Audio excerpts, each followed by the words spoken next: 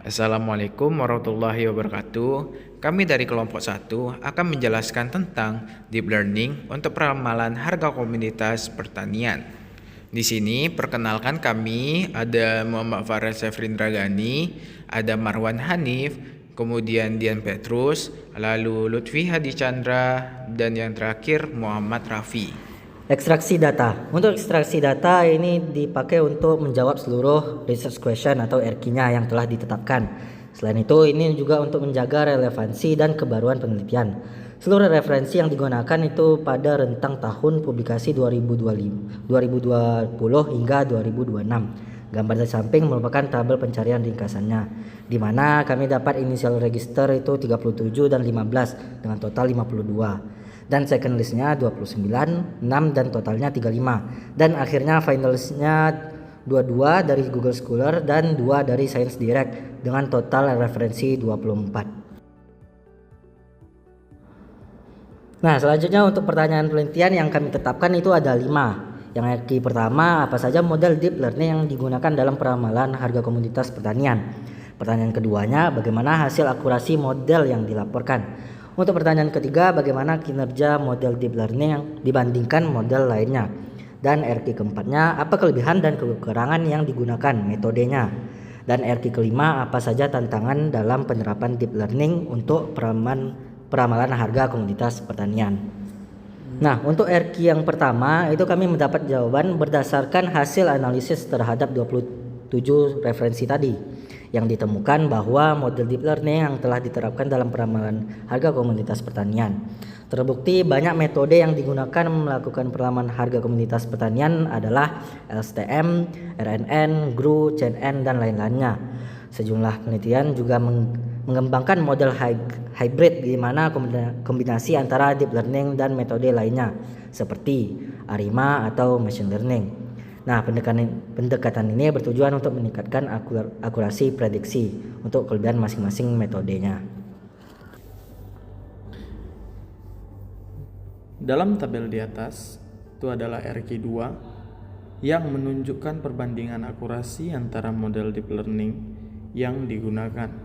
Berdasarkan studi-studi yang telah kami ambil, model LSTM dan hybrid cenderung memiliki nilai error yang lebih rendah dibandingkan model lainnya, yang menunjukkan tingkat akurasi yang lebih baik dalam melakukan prediksi harga komoditas pertanian, seperti pada tabel yang ada di atas.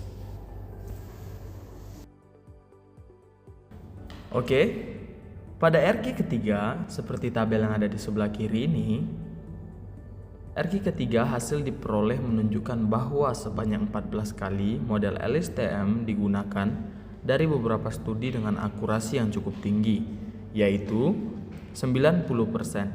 Secara umum, LSTM beserta model hybridnya tetap menjadi metode yang paling populer dan banyak digunakan dalam peramalan harga komoditas pertanian karena model LSTM itu sangat fleksibel untuk berbagai variabel.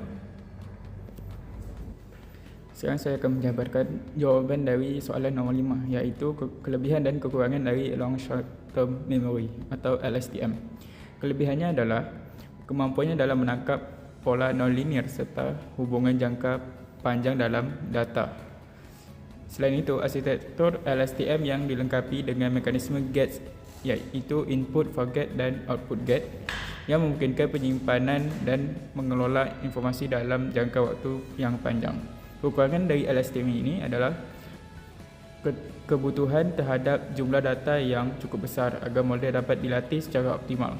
Selain itu, kompleksitas model yang lebih sulit untuk diinterpretasikan sehingga kurang transparan dan menjelaskan bagaimana hasil prediksi dapat dihasilkan.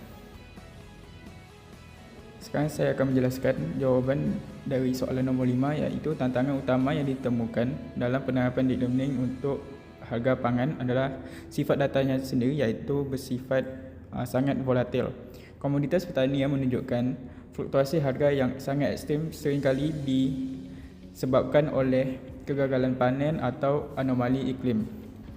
Selain itu, ketersediaan data historis di pasar tradisional Indonesia sering kali terputus akibat hari libur pasar atau kendala pencatatan administratif.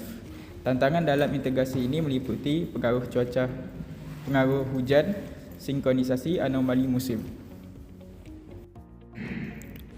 Selanjutnya, hasil analisis kami terhadap 24 studi kasus yang terpilih itu menunjukkan bahwa model LSTM yang paling populer, yang dimana model LSTM ini digunakan paling banyak memiliki rata-rata akurasi sebesar 93,11%. Yang menariknya, muncul model-model baru hybrid, penggabungan antara GNL dan LSTM, kemudian ARIMA dan LSTM yang dikombinasi dengan random forest. Pendekatan hybrid ini tentu menggabungkan antara kekuatan model linear dan juga non-linear. Selanjutnya, model LSTM terbukti sekali unggul secara konsisten dalam menangani data harga komoditas pertanian. Kemampuan LSTM dalam mempertahankan informasi jangka panjang menjadikan sangat cocok untuk data harga komoditas yang dipengaruhi oleh siklus musim dan tren jangka panjang.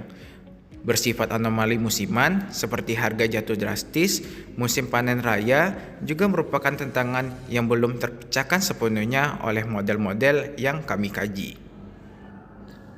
Dari sisi perbandingan model, LSTM dinilai unggul dalam hal konsistensi performa pada berbagai jenis data dan komoditas.